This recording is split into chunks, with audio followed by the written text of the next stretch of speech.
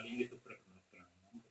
जितनी भी आसन हाउडिंग है, तो कई तरह के आसन हैं, शीर्षासन, पद्मासन है, पद्मासन, सर्वांगासन, ये सारे शरीर को स्वस्थ बनाने के लिए, उसको कंट्रोल करने के लिए, उसको नियम में बांधने के लिए आप देर तक प्राणायाम कर सकते, देर तक मेडिटेशन कर सकते, देर तक ध्यान लगा सकते। इसलिए आसन जरूरी। आसन, प्राणायाम, प्रत्याहार है, मन को बस में रखना, उसको कंट्रोल करना, प्रत्याहार धारणा, पुंसत्रासी, वो रहेगा ध्यान। ध्यान आपका लग जाएगा किसी भी विषय में, किसी भी उस पर कोई फोकस हो जाएगा। फिर ध्यान के बाद, फिर जब ध्यान हो जाएगा तो समाधि अपने आप लगने लगेगी। समाधि का मतलब वहां पर कोई सब्जेक्ट नहीं रहता, केवल निर्वल की अवस्था है, एकदम निर्वल पे पहुंच जाता है। जब निर्वल पे पहुंच जाता है वहां कुछ नहीं रहता। तो ऐसे ही वहां पर तो ये अवस्था होती है, तो ये तब जाके ऐसी अवस्था आती है। तो ऐसे ही परमात्मा का जो हिरण्यगर्भ है, वो भी एक निर्वल अवस्था है। वहां से शुरुआत होती है, फिर एक होता है, निर्वल के बाद एक आता है, दो आता है, तीन आता है, फिर सृष्टि, फिर अंत में सब कुछ खत्म होकर फिर निर्वल पे ही आता है।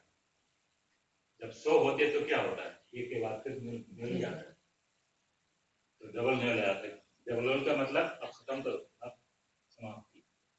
तो ये परमात्मा की व्यवस्था है, और परमात्मा की व्यवस्था इतनी अद्भुत है, इतनी महान है, उसको समझने के लिए एक जन्म काफी नहीं, अनेक जन्म जन्मांतरों को हमें जीना है। इसलिए विवेकानंद जी हमारे वैदिक धर्म में, हमारे जो फिलोसफी है उसमें पुनर्जन्म इसलिए जरूरी है, क्योंकि एक जन्म में हम पूरा नहीं कर पाते। तो आप एक क्लास में फेल हो गए तो फिर उस साल उस क्लास में बैठना पड़ेगा, आपको बैठना पड़ेगा, उसी में रहोगे। तो ऐसे ही पुनर्जन्म लेकर के हम अपने जन्मों को शुद्ध करते जाते हैं, आगे आगे बढ़ते जाते हैं, हर जन्म में कुछ ना कुछ पार करते हैं। जब 100 का हाल कर लेते हैं, तब आपको डिग्री मिलती है, तब आपको जो है अगली क्लास में को दाखिला मिलता है। तो जब आप मास्टर हो जाते हैं तो बस होगी, समाधि होगी। तो इसलिए जो रेकरनाथ जी है, वो बहुत से लोग मानते नहीं कि होता नहीं होता। ये तो वेदस का प्रूफ कर चुका है। You have all bewezen dat de reïncarnatie bestaat.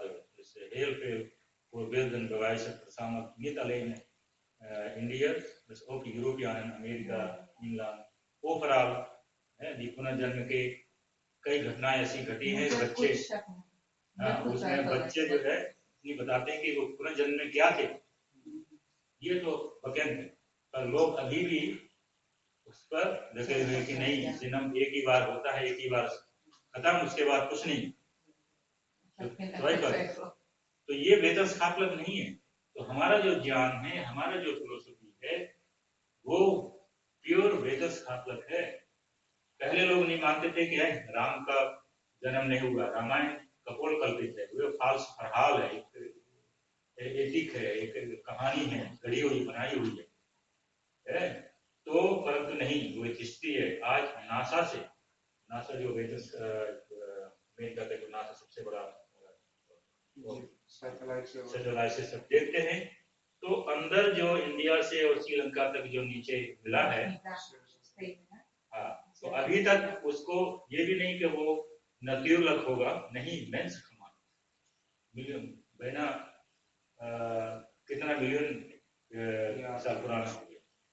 तो वो बगाइश है, और हमारे रामायण में भी लिखा है, और हम भी बोलते हैं कि 9 लाख बरस हमारे राम को हो गए हैं तब से अब तक, और उतना ही टाइम उसको भी बताते हैं कि वो टाइम में उतना ही उसका।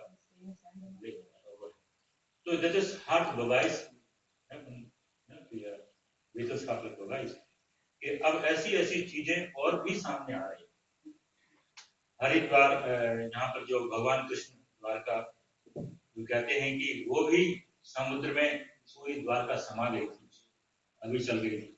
तो अब वहां पर भी लोग खोज कर रहे हैं, ढूंढ रहे हैं कि वहां जो पत्थर मिले, वहां जो चीजें मिली हैं, वहां जो पुराने नगर का जो, हाँ, तो वो पुराने खंडहर मिले हैं, पुरानी मूर्तियां मिली हैं, पुराने घर के कुछ टुकड़ा मिले हैं पानी के अंदर, कि कभी द्वारका नगरी में भगवान कृष्ण की जो द्वारका नगरी थी, जो नया बसाई थी, वो अभी, इसका मतलब 5000 साल पहले भगवान कृष्ण उन्होंने द्वारका नगरी बसाई थी और वो सुनामी जब आया तो उसमें सब पानी में चला गया। परंतु आज वेतस का ढूंढ के को पता लगा कि ये वास्तव में सही था।